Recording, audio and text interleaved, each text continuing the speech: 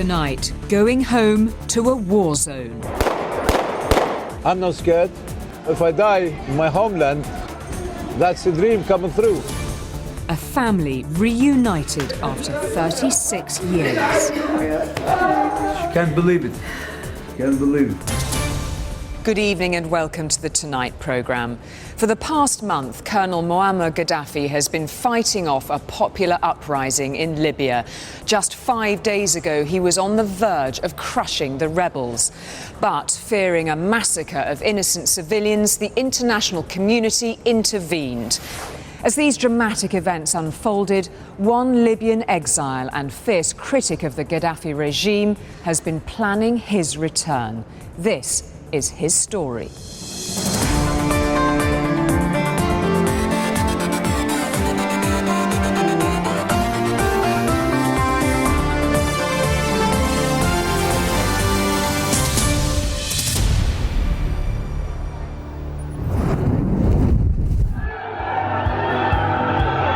This is the uprising which threatens to end the 41-year rule of Colonel Gaddafi.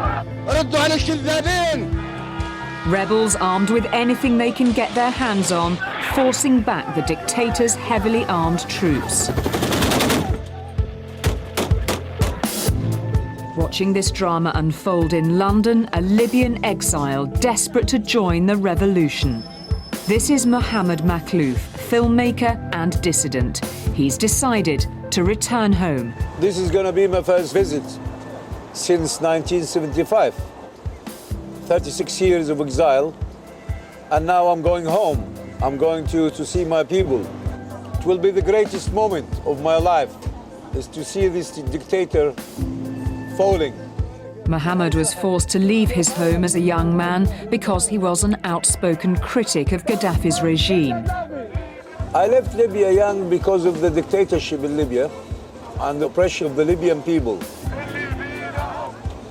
I was a journalist, a filmmaker, and I was criticizing the regime in Libya, and they didn't like it. So if I went back, either I go to prison or I'll be hanged. Mohammed spent his 36-year exile organising and encouraging opposition to Gaddafi. When Tunisia and then Egypt revolted, he was quick to call on his compatriots to rise up. But returning home is not just about the revolution. He will also be reunited with his family. The moment I'm going to meet my mother, my family, it's the most important moment in my life. After 36 years of exile, it's going to be a very powerful moment. It's going to be electrifying. But with Libya engulfed in bloody battles, his trip is fraught with danger. I'm not scared. A man only dies once. So if I die in my homeland, that's a dream coming through. I'd love to die, on my soil, but not in exile. And this is where I'm going. We joined him as he made the 1,600-mile trip to his hometown of Benghazi in eastern Libya. Welcome to the BBC World Service. Rebel forces in Zawiya repel Colonel Gaddafi's fight back to stay in power. I think the days of Gaddafi are limited now. After flying to Cairo, Mohammed is driven across Egypt to the border with Libya. 30 minutes from his homeland, his emotions get the better of him. I want to be there when my people are free.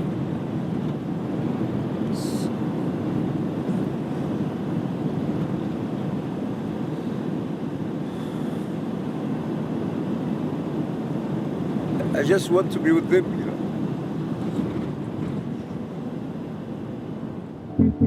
But just as he's about to enter Libya for the first time since 1975, he's told that the town of Tobruk, his first port of call in Libya and a rebel stronghold, is under attack. The driver just told me that Tobruk has been bombed by airplanes. See, so I'm trying to call these two young Libyans from Tobruk, who I met here just about half an hour ago, and they are busy. They are on their way to Tobruk now. I'm trying to find out. So I don't know what's happening. The phone is busy.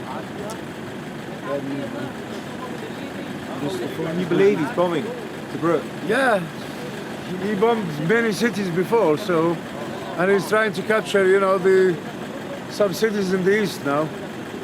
So I don't know what's happening. Mohammed pushes on despite his concerns, and his contact on the other side of the border is someone he has never met before in person. But you wouldn't know it from their greeting. This is Ali. He lives in Tobruk, in eastern Libya. He tells Mohammed that the reports of bombing were just propaganda. لا ولا في ضرب ولا في شيء لا يا رجل ما في شيء وفندناه وطلعت على العربية ساعة في إذاعة نص ساعة. He invites him to his home for dinner. During the rebellion, Mohammed and Ali kept in touch almost daily online until the regime shut down the internet. This is Mohammed's first dinner on home soil for 36 years. He can hardly believe it. I can feel hope since I came with these people, you know. And I'm relaxed, I'm feeling free. Yes. And my people feeling free, they could criticize the regime. I mean, imagine if he came a year ago. It's amazing, you know.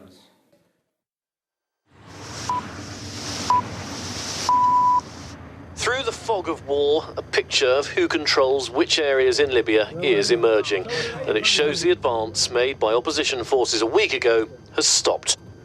The balance of power is now slipping away from the rebels, but Mohammed is closing in on Benghazi, the seat of the rebellion and a place he only dreamed of returning to. That's it. That's the evening.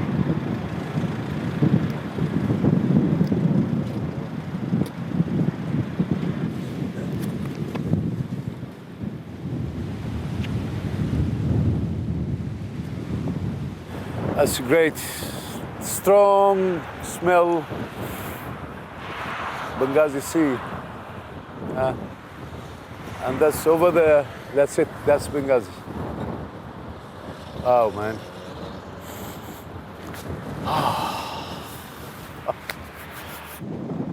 Benghazi is Libya's second largest city with a population of around 1 million people. It's the base of the rebels' Revolutionary Council. While Gaddafi has significant support in the west of Libya, everyone here is united behind the revolt.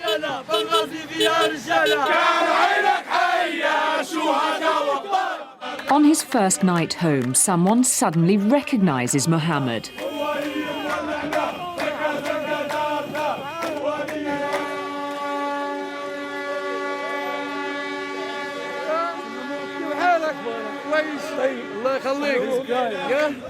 This is my uncle's son, and he born after I left. This is the first time he sees me. You know, it's the first time he sees me. You know, it's amazing. I never saw him my whole life, and now he just saw me there. You know, and it's amazing, Hamad. Yeah.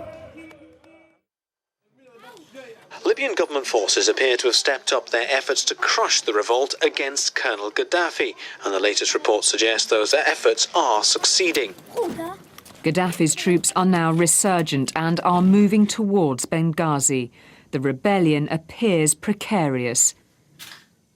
But Mohammed's priority is to return to his family home for the first time in 36 years. I'm going to see my mom. I'm going to see my family, and that's the most important moment of this trip. So I'm just getting ready and a bit nervous, really. So this is why I hope I'm not gonna cut myself. I'm getting ready. That's it. That's the moment now. I have to go and see my family. Oh, it's been a long, long time. So that's it. There. That's me. I look thin. I lost lots of weight. You know. Do you think your mother will recognize you? Oh yeah, sure. You know. The mother always recognize you. Always recognize the son. You know. I'm her baby still.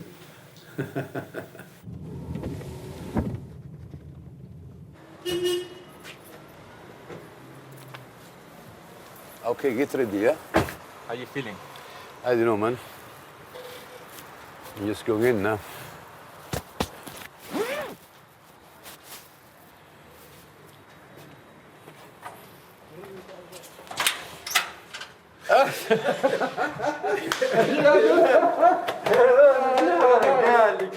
Brother Jamal is the first to greet Mohammed. Then the long wait is over.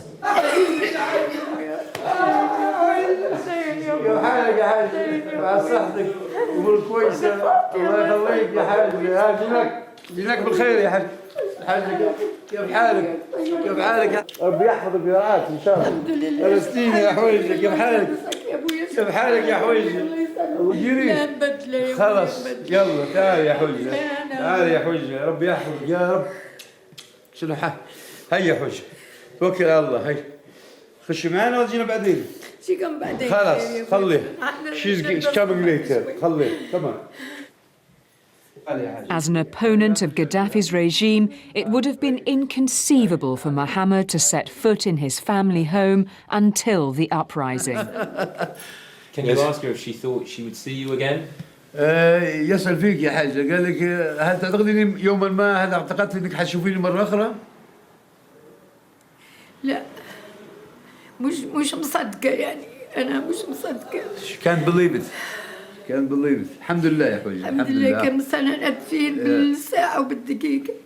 She was counting every second of her life, you know, waiting for this moment. Yeah, every second and every hour.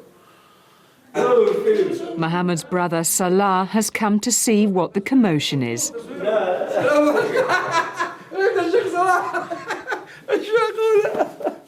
كيف حالك؟ كيف صحتك كويسة؟ ها؟ شو الأخبار؟ ها؟ شو الأخبار صحتك؟ باهي. Can you ask him how it feels to see you? نعم. قال لك شنو شعورك تبغى تشوفني بعد 36 سنة؟ Can't believe it. Yeah. Yeah. Can't believe it. As Mohammed leaves, he's mobbed in the street. مرحبا بك في بلادك. اخبارك؟ الله يخليك. والله يشرفني مرحبا بك يا اخوي. كيف حالك؟ الله يخليك. شنو اخبارك؟ It's amazing. Yeah, look at them. These are the people, you know, who's gonna make it? Who's gonna make the future of Libya, inshallah. Many of Mohammed's neighbours fought in the rebellion in Benghazi. Although they have no military training whatsoever, they helped drive Gaddafi's men from the city. Some of them are about to leave for Ras Lanuf, a small town 4 hours from Benghazi. They will fight Gaddafi's best trained soldiers, who are supported by helicopters and fighter planes. None of this dims their enthusiasm for the battle. We will defend Libya to our last drop of blood. The whole of Benghazi is here. It is impossible for the enemy to enter the city. He is the enemy of God, Quran and us. For all the brave talk, it's difficult to see how these teenagers can possibly defeat the regime without help from the outside world. The town of Zawiya in Libya is about an hour's drive west of the capital, Tripoli. Now state television says Colonel Gaddafi's forces have succeeded in seizing most of the town, although there's no independent confirmation of that. The rebels appear to be losing more territory, and for now, help is not forthcoming from the international community. Benghazi could soon be in Gaddafi's sights. The rebels say they fear a return to tyranny and oppression, and Mohammed believes Gaddafi has no time for critics like him. They are either imprisoned or murdered, and a return to his old school stirs memories. Look, come, look all the bullets there.